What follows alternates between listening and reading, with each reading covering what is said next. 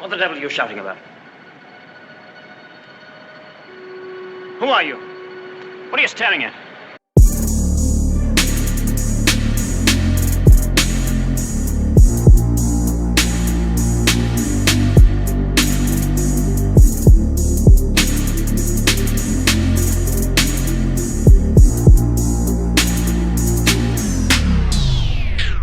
If you love listening to this show, please consider giving a rating and a review on Amazon Alexa or wherever you listen.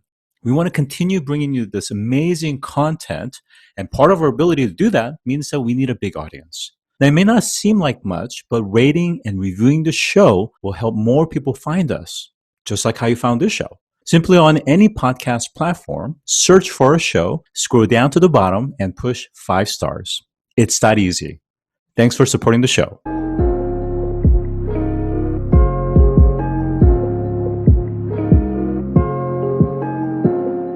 So today I'm joined by John Amaral, who's the founder of the Body Center Leadership. Hey, John, welcome and good to speak with you again. Hey, Scott, thank you so much for having me. I think for those that are on the podcast side, they're probably asking the question, because they know that you work with celebrity clients, who are you working with and why are they coming to you? Well, I'm working with quite a range of people in the entertainment industry, but also in business, entrepreneurs, CEOs, et cetera. But in the entertainment industry, just on the personal development industry, et cetera, for a lot of people know Tony Robbins. Tony, I've been working with for about 16 years. I do a lot of work with him, like around events. So when he's performing, going on stage, in the green room, backstage, getting him ready, just doing the kind of physical, energetic work to get the system in this optimal state, so the performance is flowing more easily. There are actors like Gerard Butler, who's in the 300 series, Gwyneth Paltrow, obviously people know me through that Netflix series. People in the kind of dance community like Julianne Hough. And I've also worked with quite a few very well-known kind of movie stars and actors. Some of them I can name and some of them not, but I think that gives some people an idea. It's a range of people. So entertainment has quite a range. So some of the people are singers, some of the people are actors, some of the people are dancers, and then there are people that are more on the running large companies or doing entrepreneurial kind of ventures that just want an edge. They come, usually they're seeking me out because they either have a physical or emotional, psychological challenge. Some people might be experiencing some stress or anxiety. Some people have physical symptoms that they just can't seem to shake through other modalities and approaches. And some people have heard about people having these really profound experiences and they just want to like take their game to the next level. So there's that, hopefully that covers some of the bases. Yeah. So I think, again, I think on the podcast side, people are probably asking the question of what is that next level or that edge? I think there's a terminology such as flow energy, but can you give us a definition of what the area that you're working on? Mm-hmm. Sure. A lot of people do know the work of Csikszentmihalyi, who was a psychologist that wrote quite a bit, wrote the book Flow, and talked about performance and people going into these states of flow where they experience a transcendent kind of effortlessness where everything just comes together, the zone, we call it for athletes. So the work that I'm doing has aspects of that, where people get into a very, what I call coherent state. So energetically, physiologically, brain function wise, but also communication in the body between brain and body becomes very harmonized. So there's an experience of an effortlessness, an experience of a, almost a, I guess I would describe it as,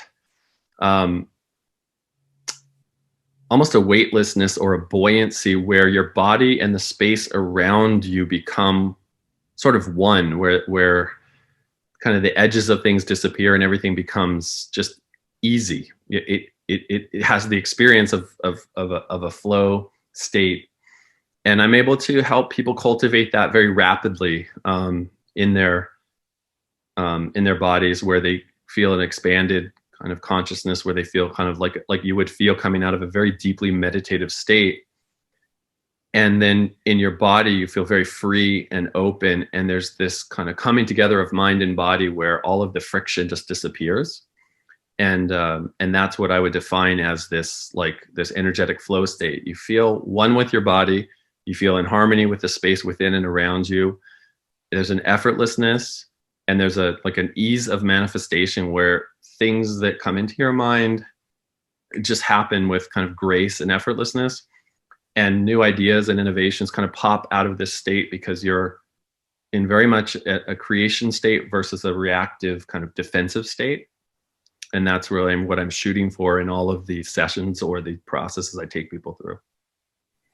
So again, I think so far it feels very abstract. So can you walk us through, from the perspective of the client, what they would experience with you, and how does that actually then bring them to this level of flow energy that you're referring to? Mm-hmm. So that's a great question, Scott. So there are mechanisms through which our body reacts to stress. We call it fight or flight when the body and mind experience something that we perceive as stressful. For example, a loss of a loved one, an emotionally intense event, a physical injury, a chemical toxicity or overdose or exposure to something where the body is experiencing a significant stress state. When that happens, the whole central nervous system, that means the brain, the spinal cord, everything that's inside your cranium and inside your spine, goes under physical tension. It's part of the mechanism of fight or flight that the physical tissues are stretched, and it can stretch inside an adult spine a couple inches or more. So imagine a rubber band or a bungee cord that's attached into your cranium, into your skull, into your neck, and into your tailbone. And when you're under stress, the whole thing is getting stretched or elongated. Because it's attached physically at the ends of the spine, so in the neck and tailbone area,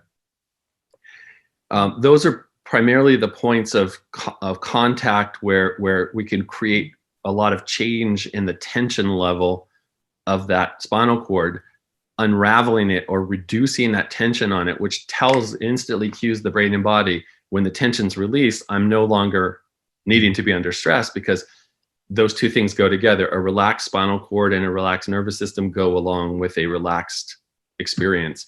And a tense spinal cord and a tense brainstem and all these buildup of physical tension in the body correlates with a stressed state. So I can cue the brain and body to start to release that tension. And when you stretch a rubber band, you could think of it as stretching a guitar string. If you reduce the tension on that guitar string, what you're going to do is you're going to change the frequency of vibration, which is going to change the expression of what note we hear or feel.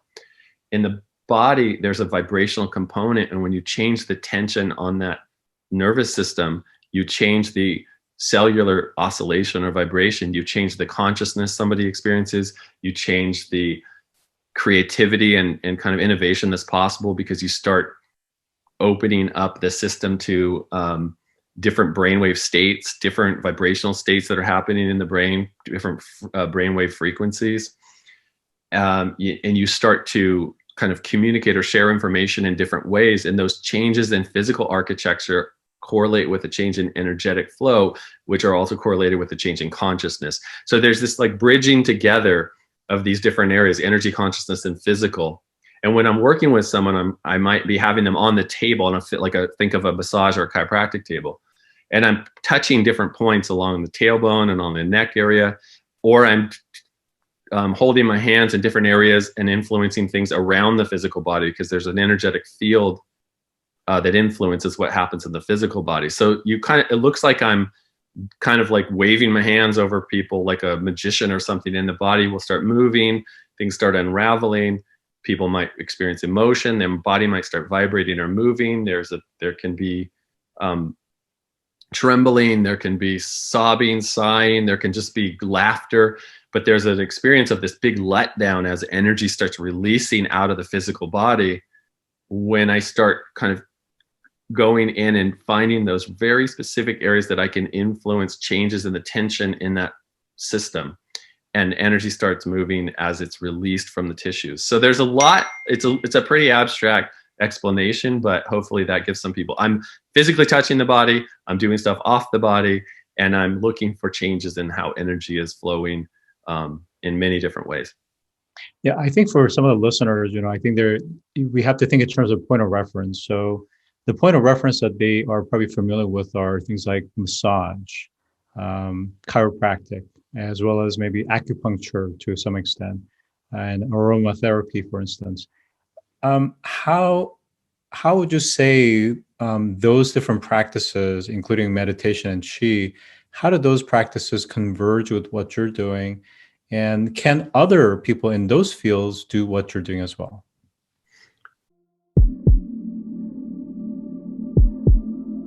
You may also like our quarterly Ask Your Perkins event that brings some of the most notable experts and category leading startups in their area of sustainability and human survival on Earth and in space. To register, visit astroperkins.com/events.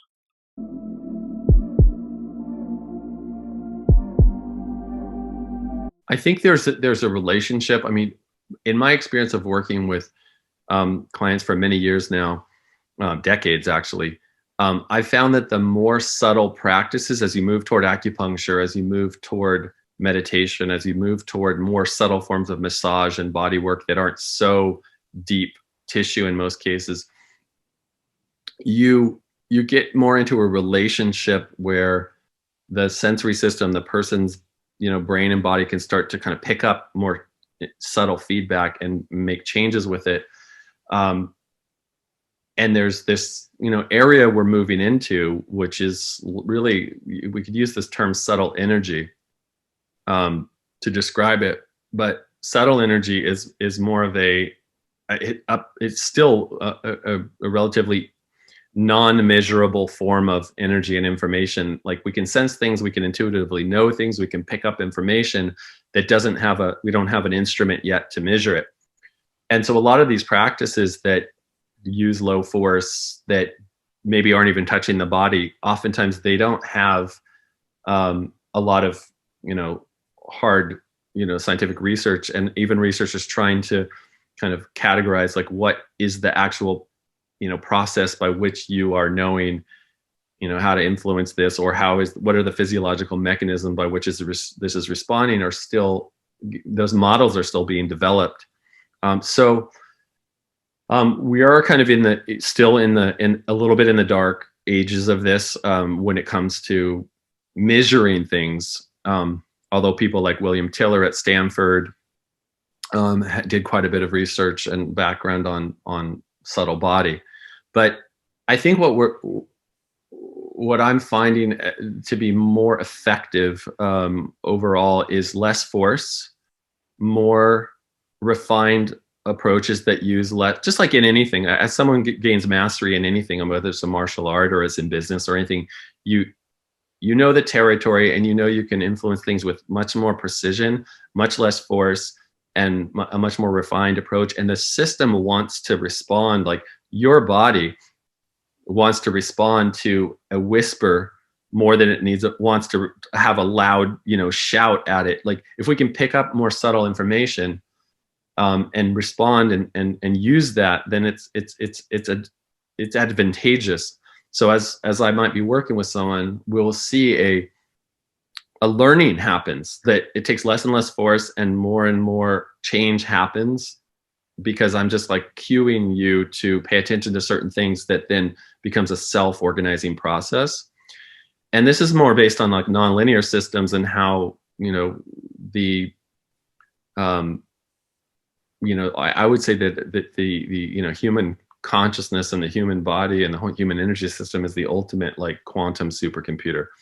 That we're processing non-linearly, we're processing in multiple dimensions simultaneously. And so I'm like looking at how can I interface or interact with this system, this person, with the least amount of invasiveness to get them to recognize a pattern that might be going on within them, how they're adapted to something, or how they're holding something that was like still a traumatic experience, even though it happened 20 or 30 years ago. How can I help them unravel that by doing the least invasive procedure? And you'll see that with like acupuncture, where they might put in a tiny needle and a whole meridian lights up and the whole system changes. Or you see that with cranial sacral work, where someone just touches gently on the tips, the end of the tailbone, and someone has a whole unraveling or release. We're starting to understand more in working with the body that it takes a lot less force to create large global changes. I don't know if that was too tangential, but hopefully I covered some of what you were asking. Great. Thank you for that, John. I think going back to the definition of flow energy, if you could elaborate a little bit more on the scientific side in terms of backing that body of work.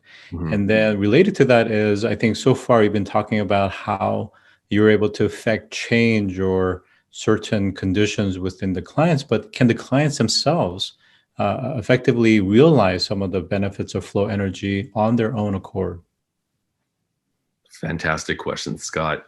Love it. Okay, so to the first part of that, the science. I think I'll speak to the second part first, and then the first part about, and then the first part of the question was about research or the science behind it. So the part about can clients realize the benefit themselves without me being there doing this to them, and the answer is absolutely yes. There is if we look at the human system, if we look at the brain and body and muscular system and the nervous system and the skeletal system as interrelated systems that are exchanging energy.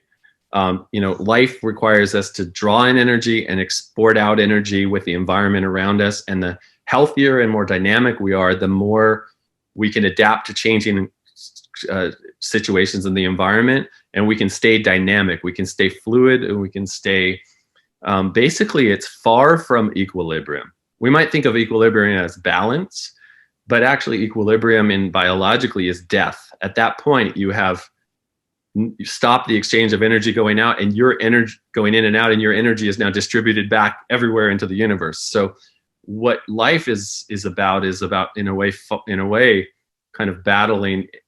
I mean, this is not a very sexy description of life, but we're kind of battling entropy. So that's the breakdown of things into chaos, and we're ordering ourselves in our consciousness, in our bodies, in our lives. We're ordering things, and the better we can order things amidst the chaos, the healthier we are.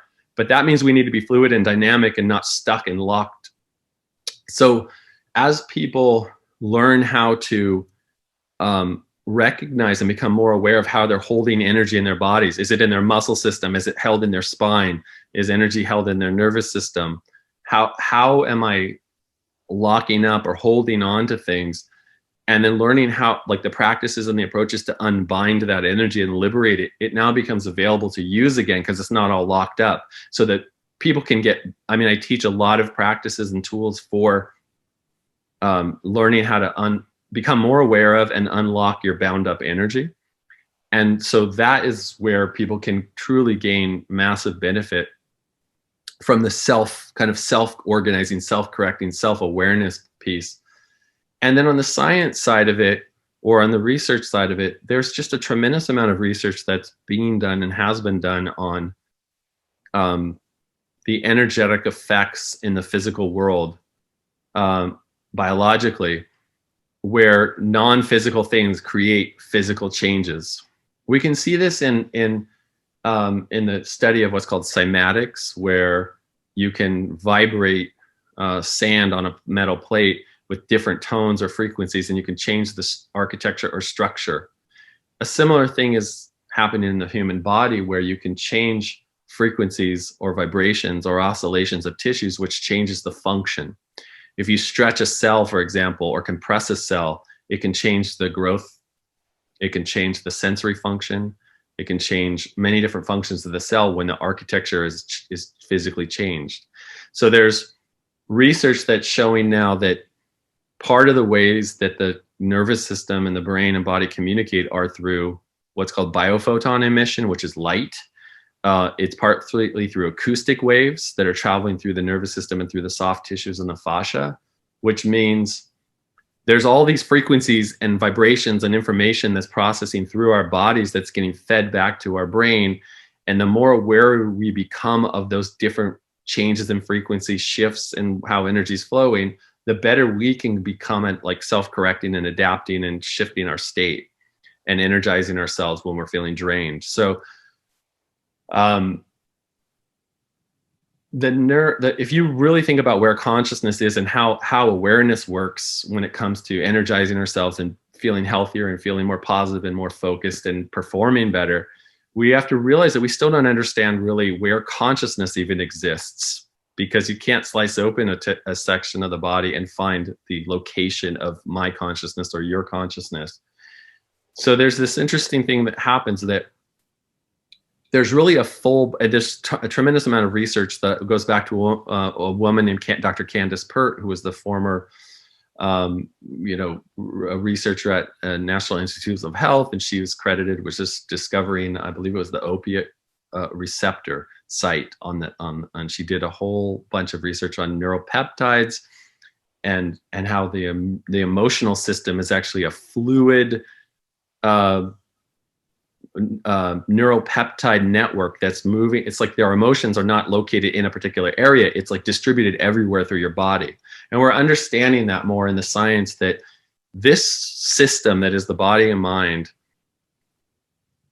is non-local in a lot of ways. There's a distribution of energy and information all around us and within us that then plays out in the sort of printout or the screen of what we experience as the physical body. And I would say that as we get better at interfacing with our body, as we would like touching our touchscreen on our phone and accessing the cloud, this body can become a very powerful access to higher levels of consciousness, higher levels of performance, and more fulfillment and passion. But we have to learn how to use this interface in more powerful ways. And that's what my goals are always in working with people. It's interesting to think about our emotions or our energy in a kind of a decentralized, distributed fashion. I think when we think about the body, we think in terms of a centralized nervous system that's controlled by the brain. I wonder, in that decentralized context, we've been talking more about from an individual person or body point of view, but when we think about big things like sustainability and climate change, that's about collective action and all humanity on Earth. How does the human energy matter affect not just at the individual level, but at a collective human level? And how do we harness that together? Don't forget to visit astroperkins.com to register for our next quarterly events. Past and current speakers include Julianne Hough, actress, dancer, and winner of Dancing with the Stars; Damian Vaughn, former NFL player; Neil Gregory, Chief Thought Leadership Officer at the IFC World Bank, and many more. To register, visit astroperkins.com and click on Events.